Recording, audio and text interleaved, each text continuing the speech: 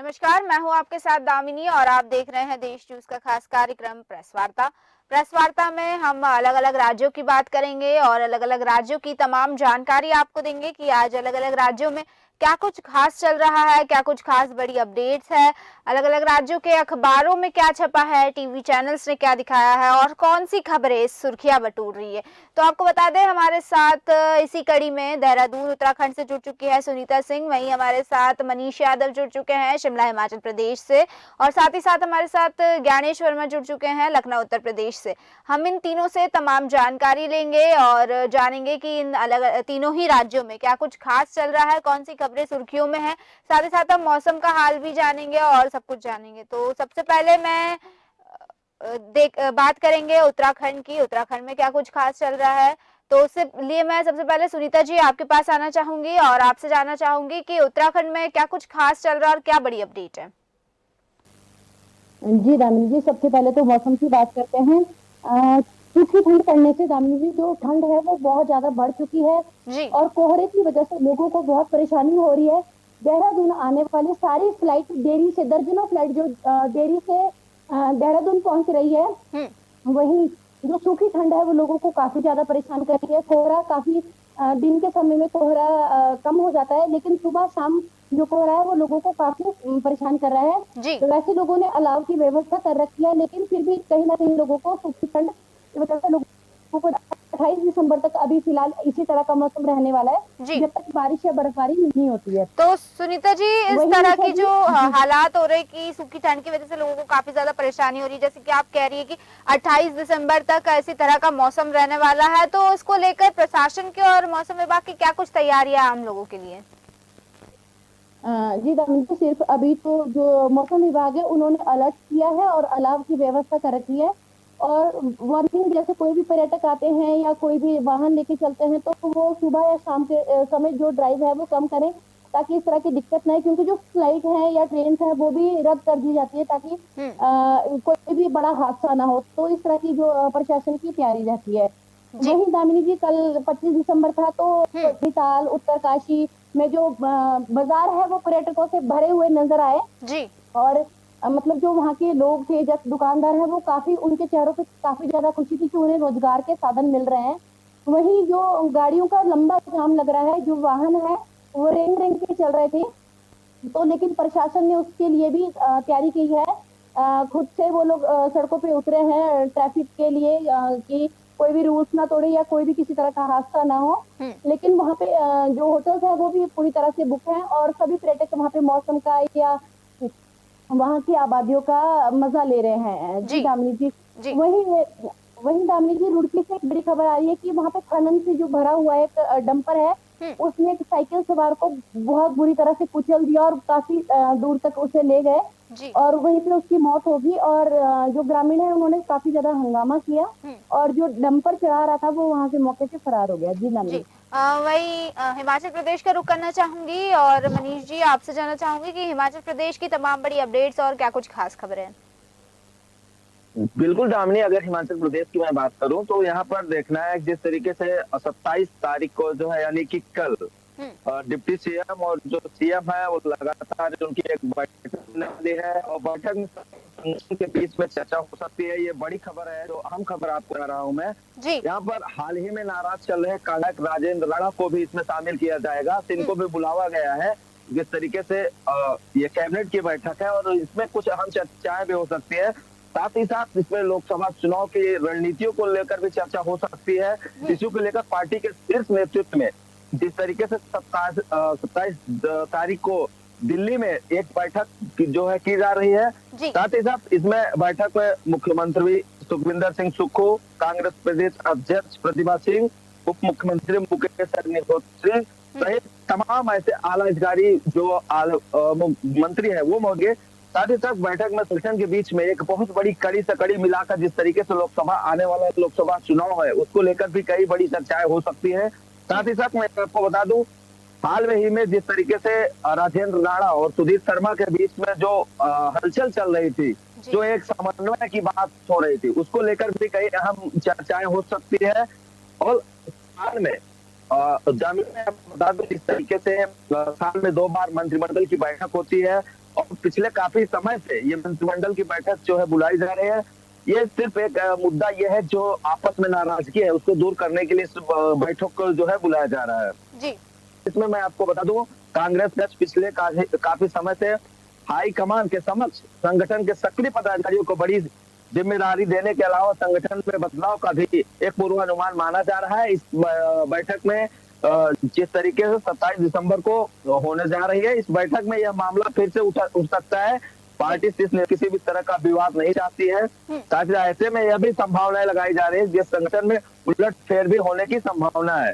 और मैं आपको बता दूं, इस बैठक में पार्टी के राष्ट्रीय अध्यक्ष मल्लिकार्जुन खड़गे, पूर्व राष्ट्रीय अध्यक्ष सोनिया गांधी, हिमाचल प्रभारी भी मौजूद रहेंगे। कांग्रेस पार्टी हाईकमान चुनाव को लेकर बड़ी घोषणाएं भी कर सकती है और बड़ी चर्चाएं भी हो सकती है। ये जो है कयास लगाए जा रहे हैं। साथ ही साथ मैं एक बात और बता दूं, इसमें बोर्ड और निगमों में भी जो कई अलग बदलाव और तैनातियां भी हो सकती है। इसको लेकर भी कहीं हो सकता है ये कयास जो है कांग्रेस पार्टी के सदस्यों द्वारा जो है लगे। साथ ही साथ मुख्यमंत्री सुखविंदर सिंह सुक्खू पहले ही कह चुके हैं कि जिन कार्यकर्ताओं ने 25 साल से पार्टी का झंडा उठाया है उन्हें सरकार में जगह दी जाएगी। और पार्टी प्रदेश अध्यक्ष प्रतिभा सिंह भी केंद्रीय हाईकमान और मुख्यमंत्री के दिशा निर्देश पर जो भी पार्टी के समक्ष कार्यकर्ताओं के निगम में बोर्डों की तैनाती भी एक बड़े पद पर दी जा सकती है। जी जी। वहीं मैं आपके पास आना चाहूंगी ज्ञानेश वर्मा जी, और आपसे जानना चाहूंगी कि उत्तर प्रदेश का हाल क्या है और उत्तर प्रदेश में क्या तमाम बड़ी खबरें हैं जो सुर्खियां बटोर रही है। दामिनी, सबसे पहले हम बात करेंगे, देखिए जो कि कल क्रिसमस डे था उस पर क्या उत्तर प्रदेश सरकार की व्यवस्थाएं रही, चाहे वो बनारस का मंदिर हो, चाहे वो मथुरा का मंदिर हो और चाहे वो गोरखपुर का हो। तो कहीं ना कहीं देखिए कल भी हमने इस पर थोड़ी सी चर्चा की थी। देखिए शासन प्रशासन जब ऐसे मौके आते हैं, चाहे नए साल के हों, चाहे क्रिसमस डे हो और चाहे होली दिवाली हो, तो इस पर तैयारियां तो भरपूर करता है, लेकिन कहीं न कहीं आखिर वो क्यों फेल हो जाता है, ये एक बड़ा प्रश्न है। जी बिल्कुल। क्यों, देखिए ना, मथुरा के मंदिर में जहाँ बाके बिहारी हैं, लोग दर्शन के लिए जाते हैं और वहां पे 2 महिलाओं की मौत हो गई। अब ये सोचिए आप कि जो व्यक्ति बड़े धूमधाम से जाता है वहां दर्शन करने के लिए, घूमने टहलने देखने के लिए कि हमारी सरकारों ने वहां क्या व्यवस्थाएं की है, और शासन प्रशासन की ध्वस्त हो जाती है, उसके जो नियम कानून होते हैं कहीं न कहीं किनारे हो जाते हैं और उनको मौत की आगोश में जाना पड़ता है। तो ये सिस्टम कहाँ फेल होता है, दामिनी, एक बड़ा प्रश्न है। लगातार चाहे वो सरकार हो, अधिकारी हो, आखिर क्या कारण है कि वो उस पर सफल नहीं हो पाते हैं। मैं बता दूं, देखिए कल हजरतगंज के कैथेड्रल जो है चर्च है, वहां पर इतनी भीड़ थी कि लोगों को पैर रखने की जगह नहीं थी। बिल्कुल। और यातायात ट्रैफिक भी ध्वस्त हो चुका। रात में 2-3 बजे तक जाम का सामना करना पड़ा। तो इस तरीके से आखिर में शासन प्रशासन पूरे नियम कानून बनाता तो जरूर है कि हम इस कहीं कोई घटना नहीं हुई, आखिर में वो कमी कहाँ रह जाती है, ये बहुत बड़ी चीज है। अब आपको बता दूं कि देखिए मथुरा में आए दिन आप देखते होंगे भीड़ होती है, और एक तो कभी कभी छुट्टियां हो जाती है, उसमें लोग काफी संख्या में पहुंचते हैं। लेकिन बात बड़ी दामिनी ये है कि आखिर में ये मंदिर कोई अभी नहीं खोले गए, पुराने मंदिर हैं जिनमें कितना चढ़ावा आता है, कितना पैसा आता है, लोग कितना चढ़ावा चढ़ाते हैं आके अपने, और उसके बाद में वहाँ व्यवस्थाएं क्या है, ये एक बड़ा प्रश्न है। आखिर वो दर्शन के लिए जाते हैं, वहाँ पूजा पाठ करने के लिए जाते हैं और आखिर उनको उनकी बॉडी वापस आती है। तो आखिर ये बड़ा प्रश्न है। ये मैं कई बार सरकार से भी कह चुका हूँ और अपने मीडिया चैनल देश न्यूज के माध्यम से भी कहना चाहता हूँ। अब कल जब हमारी मथुरा के संवाददाता से हमारी बात हुई तो उन्होंने बताया कि देखिए जो है मथुरा में दर्शन के लिए बहुत दूर दूर से लोग आए थे और उसमें 2 महिलाएं ऐसी हैं जिनको हार्ट अटैक आ गया भीड़ की वजह से, क्योंकि वो उलझन होती है, परेशानी होती है, तो इसकी वजह से उनको चोट भी लग गई। बता दूं जबलपुर के निवासी मंजू मिश्रा थी, 60 साल की उनकी उम्र थी, अपनी बेटी के साथ में मथुरा बाके बिहारी मंदिर दर्शन के लिए पहुंची और लगभग दोपहर करीब 12 बजे वो दर्शन के लिए लाइन में लगी हुई थी। तभी जयपुरिया गेस्ट हाउस के सामने अचानक भीड़ के दबाव में उनकी तबीयत बिगड़ गई और चक्कर आ गया, तो इस वजह से जो है उनकी मौत हो गई। इसी तरीके से बता दूं सीतापुर के जो अस्सी टोला के गंज बाजार से निवासी बीना गुप्ता थी, वो भी उम्रदार थी, परिजन के साथ वो मंदिर पहुंची और आखिर में इतनी भीड़ थी, इतनी धक्का मुक्की हुई कि वो गिर गई और चक्कर आ गया। फिर उनको जब तक हॉस्पिटल ले जाया गया तब तक उनकी मौत हो चुकी थी। तो बड़ा प्रश्न ये है कि ये तीर्थ नगरी है, चाहे वो मथुरा हो, चाहे बनारस हो और चाहे राजधानी लखनऊ हो, ऐसे बहुत से हमारे पास मर्द जिनके लिए जो मिर्जापुर है, मैं बता दूं मिर्जापुर एक ऐसा है कि यहाँ भी जब एक नवरात्रि होती है या कुछ दर्शन का समय होता है, तो वहाँ पे पंडित लोग इन चीजों पर अमल नहीं करते हैं कि भाई ये घटनाएं ना हो या हमारा जो नियम है उसके हिसाब से लोग चलें। तो कहीं ना कहीं ये घटनाएं बड़ी हो जाती जिसकी वजह से उनकी मौत हो जाती। तो सरकार हो चाहे शासन प्रशासन हो, आखिर इस पर कब अमल करेगा और क्यों नहीं ध्यान दे रहा है? ये जो मौतें हो रही है इसका जिम्मेदार कौन है? तो इस तरीके से जब तक कोई सिस्टम नहीं बनाया जाएगा, देखिए करोड़ों रुपए चढ़ावा आता है दामनी मंदिरों में, लेकिन आखिर वो जाता कहाँ है? वो किसके घरों में जाता है? बिल्कुल और अगर हम मंदिरों के विकास की बात करें तो उस पर क्यों नहीं लगाया जाता है? भाई हर एक व्यक्ति जाता है, कुछ न कुछ चढ़ाता है, प्रसाद चढ़ाता है, खरीदारी करता है, तो वहां से वहां का राजस्व तो जरूर बढ़ता है जिले का और प्रदेश सरकार का, लेकिन व्यवसाय के नाम पे शून्य है सिर्फ। इस पर हम आपको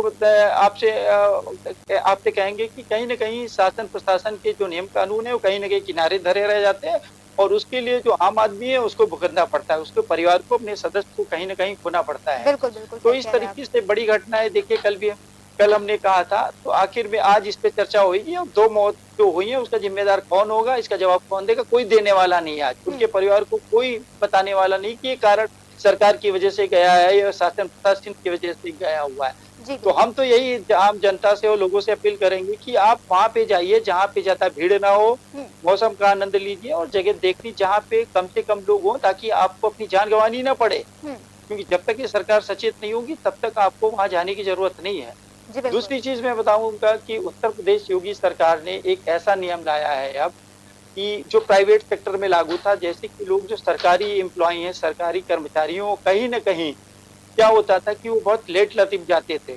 और बता दूं दामिनी की हम लोग भी अक्सर एक्चुअली पत्रकार होने के नाते हम ऑफिसों में जाना पड़ता है और लोगों से मिलना पड़ता है, तो अक्सर आप दोपहर में जाएंगी तो वहाँ पे कर्मचारी नदारत रहते हैं और जब पूछिए तो बोलेंगे यहीं गए हैं, कोई स्टाफ बताने को तैयार नहीं होता है। इसलिए योगी आदित्यनाथ ने एक ऐसा नियम लाया है कि अब जो है गवर्नमेंट कर्मचारी को भी अंगूठा लगाना पड़ेगा, जब वो ऑफिस आएगा 10 बजे से तब लगाना पड़ेगा और उसके बाद में अगर वो 5 बजे वापस घर को जाता है तब लगाना पड़ेगा। तो कहीं न कहीं ये बहुत अच्छा नियम है, क्योंकि हर व्यक्ति सरकारी नौकरी चाहता है, वो चाहता है कि हमारे सरकारी सेवाओं में मैं आऊँ, लेकिन काम के नाम पर शून्य रहता है, कहीं न कहीं उसमें वो मौके पर नहीं होता है। ग्रामीण हो या आम आदमी जब जनता उनके पास पहुंचता है उस समय तो उसको काफी देर इंतजार करना पड़ता है और पता ही नहीं होता है कि वो आया या नहीं आया। तो इस तरीके से बहुत सी समस्याएं, आपको बता दूं कि सचिवालय में विधानसभा हो या लोक भवन हो, यहाँ नियम लागू हो चुका है और लगभग 2 महीने की तैयारी और बची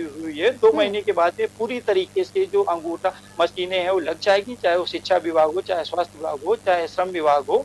तो इस तरीके से उत्तर प्रदेश सरकार ने ठान लिया कि अब जो भी हमारे गवर्नमेंट कर्मचारी है वो उनको ऑफिस आने पर अंगूठा लगाना होगा और जाने के बाद में अंगूठा लगाना होगा, जाने के पहले अंगूठा लगाना होगा।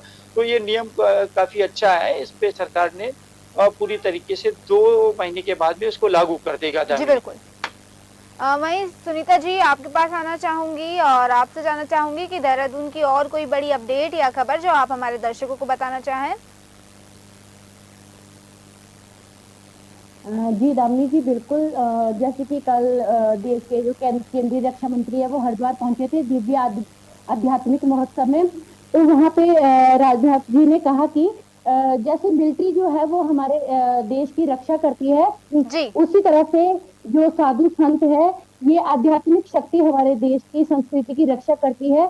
जब तक हमारे देश की संस्कृति है तब तक जो संत और सन्यासियों की जो भूमिका है वो रहेगी।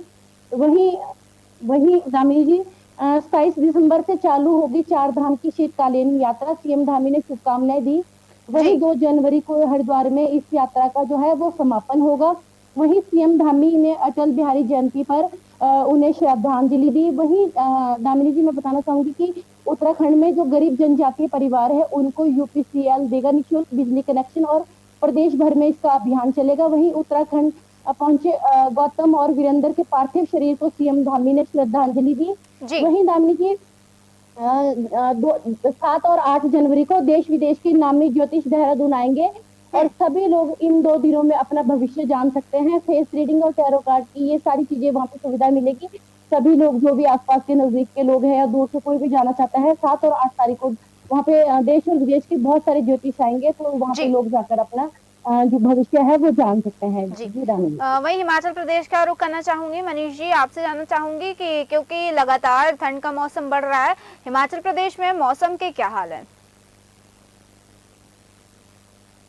दामिनी, मैं अगर हिमाचल प्रदेश की बात करूं, जो तमाम जिले हैं वो लगातार ठंड के प्रकोप में है, और लगातार जो ठंड है वो लगातार बढ़ती जा रही है। सैलानी है, जी हालांकि क्रिसमस सैलानी आए थे, वो यहाँ के मौसम का लुत्फ उठा रहे हैं। कहीं ना कहीं इससे बचाव के लिए जो तमाम गर्म कपड़े और प्रशासनिक अमला जो है, इस पे भी अलर्ट मोड में नजर आ रहा है। सबसे बड़ी बात मैं आपको बता दूं दामिनी, यहाँ पे जिस तरीके से सैलानी आ रहे हैं, वो जो भी चाहे जो भी जिला हुआ, हर जगह ठंड की वो मार है, वो लगातार सैलानियों पर भारी पड़ रही है। कहीं ना कहीं सैलानी जो इससे बचाव कपड़े और जी भी आग जलाकर, और यहाँ पे जो लोग अपनी व्यवस्था में लगे हैं, कहीं ना कहीं इसमें प्रदेश सरकार भी अलर्ट है। और प्रदेश सरकार की अगर बात करूं, प्रदेश सरकार भी तमाम वो व्यवस्थाएं की है सैलानियों के लिए। और जो यहाँ पे एक चीज देखा जा रहा है, जो ट्रैफिक की व्यवस्था थी, ट्रैफिक और जो बस है, जो वोल्वो बस है, तमाम वो जो रेस्टोरेंट है, यहाँ पे जो उनकी बिजनेस था, वो बिजनेस भी लगातार बढ़ते जा रहा है। कहीं ना कहीं उसमें हर्ष का माहौल ही यहाँ पर दे जा रहा है। साथ ही साथ जो सैलानी आ रहे हैं वो भी आनंद उठा रहे हैं। और एक जिस तरीके से कहा जा सकता है कि हिमाचल प्रदेश जो है सैलानियों का गढ़ माना जाता है। और यहाँ पे एक बड़ी बात और दामिनी, एक बात और मैं आपको बता दूं कि जिस तरीके से एक बड़ी खबर आपको बता दूं कि यहाँ पे शिमला से एक खबर है कि जिस तरीके से नेता प्रतिपक्ष जयराम ठाकुर जो है कल सुबह 10 बजे डीडीओ अस्पताल पहुंचे। वहां पर डीडीओ अस्पताल में भारत रत्न पूर्व प्रधानमंत्री स्वर्गीय अटल वाजपेयी की जयंती पर नेता प्रतिपक्ष नेताओं ने गायनी, सर्जरी, अर्थो और बाल रोग वार्डो में फल बांटे। साथ ही साथ वो बड़ी सराहना भी की। और नेता प्रतिपक्ष ने मरीजों से पूछा कि वो कहाँ से आए हैं और किन रोग से ग्रसित है, क्या उनको सुविधाएं मिल पा रही हैं। क्योंकि इस तरीके से ये डीडीओ हॉस्पिटल जो है शिमला का बहुत सुप्रसिद्ध हॉस्पिटल है, और व्यवस्थाएं भी यहाँ पे बहुत बेहद अहम और अच्छी मिलती है। क्योंकि यहाँ से लोग जो है काफी दूर दूर से आते हैं और अच्छी सुविधा के लिए इस हॉस्पिटल का शरण लेते हैं, और इलाज भी अच्छा हो जाता है। इसलिए जो यहाँ के नेता प्रतिपक्ष है, और ये कायाकल्प और कार्यक्रम के रूप की अगर बात की जाए तो डीडीओ हॉस्पिटल को प्रदेश में जो है स्थान प्राप्त हुआ है। साथ ही साथ इसमें अगर बात करूं, इसके अतिरिक्त लक्ष्य कार्यक्रम में मरीजों को लेबर रूम वार्ड में साथ ही साथ सुविधाएं मिलने, राज्य स्तरीय प्रमाण पत्र, इसको लेकर भी तमाम वो चर्चाएं हुई। डीडीओ हॉस्पिटल की काफी वो सराहना की गई। जी वही ज्ञानेश जी, आपके पास आना चाहूंगी, आपसे जानना चाहूंगी कि क्योंकि लगातार ठंड बढ़ रही है, घना कोहरा छाया हुआ है, तो इसी कड़ी में उत्तर प्रदेश में अगर देखा जाए तो मौसम को लेकर क्या हाल है, साथ ही साथ तो मौसम विभाग की और प्रशासन के द्वारा क्या गाइडलाइंस जारी की गई है, किस तरह से तैयारियां की गई है? दामिनी, हम मौसम विभाग की बात करेंगे। देखिए, मौसम विभाग ने 2 दिन पहले भी अलर्ट जारी किया था कि क्रिसमस डेट से और क्रिसमस और 25 और 26 को जो है ठंड बढ़ी रहेगी। तो अगर हम देखें तो सोमवार को लगभग पूरा 9 बजे के बाद धीरे धीरे से घटना शुरू हुआ था, और करीब लगभग 10 बजे के आसपास धूप निकली थी, लेकिन बहुत वो धूप काफी अच्छी थी। और इससे पहले अगर हम देखें तो जो कहीं न कहीं दृश्य जो हमारा था वो सुन नहीं रहा है। अगर हम देखें तो हाईवे और एक्सप्रेस पर जो गाड़ियां थी, वाहन सुरक्षित स्थानों पर उनको खड़े हो गए थे। बहुत जरूरी जो वाहन थे वही कहीं न कहीं अपनी रफ्तार में कम हो रही थी। लेकिन शहरों की सड़कों का भी यही हाल रहा है, क्योंकि सुबह जो है थोड़ा सा जब मौसम ठंडा होता है तो लोग देर से निकलते हैं। और इसमें सबसे बड़ी बात जाननी है कि जो वाहन चालक है कहीं न कहीं तो किनारे खड़े हो जाएं तभी ठीक है, क्योंकि कोहरे की वजह से दिखाई नहीं देता, घटनाएं होती रहती हैं। और या लाइटों में वो ऐसी चीज लगा के चले तो कहीं न कहीं वो सामने वाले को दिखे। तो इस वजह से मौसम विभाग ने कल और आज के लिए कहा था। लेकिन आज हम देखें तो कहीं न कहीं हल्की धूप निकली हुई है उत्तर प्रदेश में कई जिलों में, और कहीं कहीं पे अगर हम देखें पश्चिमी यूपी के इलाकों में कोहरा और गलन दोनों जो है वो कहीं पहले से 2 टेम्परेचर बढ़ चुका है। इसमें जो तापमान है वो सामान्य से ज्यादा हो चुका है। इसमें सर्दी है, गलन से लोग ठिठुर रहे हैं, लेकिन तापमान में कमी नहीं आई। या रविवार के मुकाबले 1-2 डिग्री बढ़ चुका है। अधिकतम जो तापमान है सामान्य से 1 डिग्री अधिक होकर अगर हम देखें तो 23.3 डिग्री सेल्सियस रिकॉर्ड किया गया है, मौसम विभाग का कहना। जबकि न्यूनतम जो टेम्परेचर है सामान्य से अगर देखें तो अधिक कम होकर कम से कम 9.7 डिग्री सेल्सियस रिकॉर्ड किया गया है। तो जी। इस तरीके से देखा जाए तो कहीं न कहीं जो मौसम विभाग है वो बहुत तो नहीं, लेकिन कहीं न कहीं थोड़ी बहुत जो है ठंड है। उस अगर हम शासन प्रशासन की बात करें कि इस मौसम विभाग को लेकर क्या तैयारियां हैं, तो बता दूं कि 2 दिन पहले योगी आदित्यनाथ से अधिकारियों से संपर्क साधा था और कहा था कि देखिए खुले में कोई ना सोए, पूरी व्यवस्था होना चाहिए, चाहे वो अलाव को लेकर हो, चाहे वो रैन बसेरों को लेकर। जिलों में अधिकारियों से भी कहा था। अब हम बता दें, चाहे बस स्टेशन हो, चाहे रेलवे स्टेशन हो, मेट्रो स्टेशन हो, जहाँ से जो दूर-दूर से लोग आते हैं और उनको कभी वहां न मिलने की वजह से रुकना पड़ता है, तो इसकी वजह से वो दूर तक अपने घर नहीं जा सकते। तो उनको रैन बसेरों में रुकने की जो व्यवस्थाएं हो, चाहे कंबल की हो, चाहे गद्दों की हो, तो वो व्यवस्थाएं पूरी तरीके से हो। लेकिन हम दामिनी आपसे ये भी कहते रहते हैं कि देखिए लोग, सरकार तो कहती है, लेकिन ये तब पता चलता है जब बहुत सी ऐसी है, उस समय मौके पर लोग ध्यान नहीं देते हैं। और कहीं न कहीं देखिए अलावा अभी हम लोग जब शाम को निकलिए तो अभी देखने को नहीं मिल रहा है हालांकि। अब ये है कि कोई घटना ना हो, ये कोई अच्छी बात है, लेकिन कहीं न कहीं शासन प्रशासन जब वक्त आता है तो फेल दिखता नजर आता है। जी बिल्कुल। लेकिन उत्तर प्रदेश में अभी इस तरीके से ऐसी कोई घटना नहीं हुई जिसकी वजह से चाहे वो कोई खुले में सोया हो, उसकी जान चली गई हो, या कोई बीमार हो गया हो। तो इसमें कहीं न कहीं अभी तो सब अच्छा चल रहा है। जी। ये जैसा होगा मैं आपको समय समय पर अपडेट करता रहूंगा दामिनी। जी जी बिल्कुल। अब हम आपसे बात करेंगे कि जो उत्तर प्रदेश में और बहुत सी ऐसी योजनाएं आपको बताऊंगी। योगी आदित्यनाथ ने अब जो लिफ्ट और जो एस्केलेटर होता है, इसके लिए भी नियम बना रहे हैं कि अब जो भी ये लगाएगा उनका रजिस्ट्रेशन होगा। क्योंकि अक्सर क्या होता है कि बड़ी बिल्डिंगों में काफी ऊंची लिफ्ट होती है, 25 मंजिल 26 मंजिल, और उसको कभी अचानक गिर जाने से जो वहां पे लिफ्ट में होता है उनकी मौतें हो जाती हैं। तो कहीं न कहीं योगी आदित्यनाथ ने नियम निकाल दिया है कि चाहे प्राइवेट हो, गवर्नमेंट हो, इसके लिए आपको रजिस्ट्रेशन कराना पड़ेगा। बिना रजिस्ट्रेशन का आप एस्केलेटर नहीं लगा सकते और ना ही लिफ्ट का प्रयोग कर पाएंगे। तो ये एक अच्छा संदेश है कि जो कहीं न कहीं ये घटनाएं होती हैं तो इन पर रुकावटें आएंगी और लोग सचेत रहेंगे। क्या होता है कि सालों से लिफ्ट काम करती है लेकिन मेंटेनेंस नहीं हो पाता है, जिसकी वजह से कहीं न कहीं जो आम आदमी जाता है या जो लिफ्ट प्रयोग करता है तो उसको कहीं न कहीं नुकसान उठाना पड़ता है। जी बिल्कुल। अब हम थोड़ी सी दामिनी और बात करेंगे कि अयोध्या में किस तरीके से आज तैयारियां और चल रही, क्योंकि अयोध्या में लगातार देखिए समय नजदीक आ रहा है, शासन प्रशासन पूरी तरीके से मुस्तैद है। वहां पे बता दूं कि अयोध्या में प्राण प्रतिष्ठा को लेकर तैयारियां पूरी की जा रही है लगातार, चाहे वो एयरपोर्ट पे हो, चाहे बता दूं कि सड़क के दोनों ओर बनाए गए पत्थर के सूर्य स्तंभ लगेंगे। लता मंगेशकर चौक के पास बनाए जा रहे सूर्य स्तंभ हाईवे से आने वाले जो श्रद्धालु हैं इसी रास्ते से मंदिर होकर प्राण प्रतिष्ठा को लेकर अयोध्या का जो है कायाकल्प किया जा रहा है। हजारों करोड़ के प्रोजेक्ट चल रहे हैं और इस रास्ते में प्रवेश करेंगे प्राण प्रतिष्ठा में आने वाले श्रद्धालु। बता दूं कि आसपास की सड़कों पर दोहरीकरण पूरा किया जा रहा है। मंदिर के जो अंदर है जाने के समय लाकर बनाए जा रहे हैं, श्रद्धालुओं के बैग रखने के लिए काउंटर बनाए जा रहे हैं। मंदिर के दोनों तरफ की दीवारों पर तस्वीरें बनाई जा रही हैं, दीवारों पर प्रभु श्री राम की तस्वीरों को बनाया जा रहा है। तो इस तरीके से कॉरिडोर के रास्ते से जो है वो तस्वीरें लगी रहेंगी, चित्र लगे रहेंगे और इसमें जो है हजारों की संख्या में सौंदर्यीकरण लगे हुए हैं, कारीगर लगे हुए हैं। क्योंकि ये 22 जनवरी है, बहुत अच्छा दिन माना जा रहा है। रामलला की स्थापना होगी, भारत के प्रधानमंत्री इनकी स्थापना करेंगे और फिर कहीं न कहीं ये देश विदेश में पर्यटन को बढ़ावा भी मिलेगा। तो एक अच्छा संदेश है। अब ये कि बाकी जो व्यवस्थाएं हैं वो सरकार उस पर कितना अमल करती है, जैसे कि आए दिन मंदिरों में घटनाएं होती है, या जो पैसा आता है वो सही जगह से लगे, जो दर्शन के लिए आते हैं उनको कहीं कोई समस्या ना हो, तब तो एक अच्छा संदेश जाएगा दामिनी। जी बिल्कुल। आप सभी का बहुत बहुत शुक्रिया हमें तमाम जानकारी देने के लिए। समय की कमी के चलते हम चर्चा को यहीं विराम देंगे। तो जिस तरह से आपने देखा कि हमने तमाम राज्यों की, उत्तर प्रदेश, उत्तराखंड और हिमाचल प्रदेश, तीनों ही राज्यों की तमाम बड़ी खबरें और तमाम बड़ी अपडेट्स आपको हमने बताई और हम फिर लौटेंगे ऐसे ही अलग अलग राज्यों की तमाम खबरें लेकर। तब तक बने रहिए देश न्यूज के साथ। नमस्कार।